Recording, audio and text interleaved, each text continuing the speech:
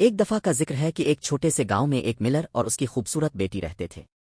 Miller کو اپنی بیٹی پر بہت فخر تھا اور وہ چاہتا تھا کہ اس کی شادی کسی امیر آدمی سے کرے۔ ایک دن گاؤں میں ایک امیر آدمی آیا۔ وہ بہت دلکش اور خوبصورت تھا۔ ملر اس سے مل کر بہت خوش ہوا اور اس نے سوچا کہ وہ اپنی بیٹی کے لیے ایک بہترین شوہر ہوگا۔ امیر آدمی نے ملر سے شادی میں اپنی بیٹی کا ہاتھ مانگا۔ ملر راضی ہو گیا اور انہوں نے شادی کی تیاریاں شروع کر دیں۔ تاہم امیر آدمی کے پاس ایک راز تھا۔ وہ نہیں تھا جس کا اس نے دعویٰ کیا تھا۔ وہ دراصل ایک ڈاکو تھا جو سالوں سے گاؤں والوں سے چوری کرتا رہا تھا۔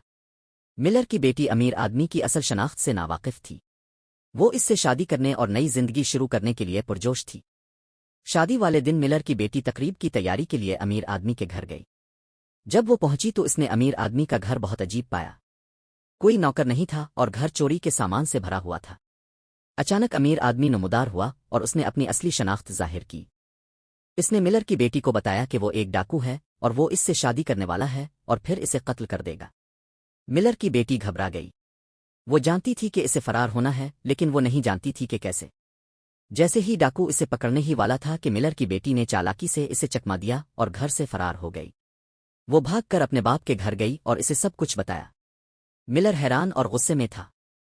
اس نے گاؤں والوں کو بلایا اور مل کر ڈاکو کو پکڑ کر انصاف کے کٹہرے میں لایا۔ ملر کی بیٹی محفوظ رہنے پر راحت اور شکر گزار تھی۔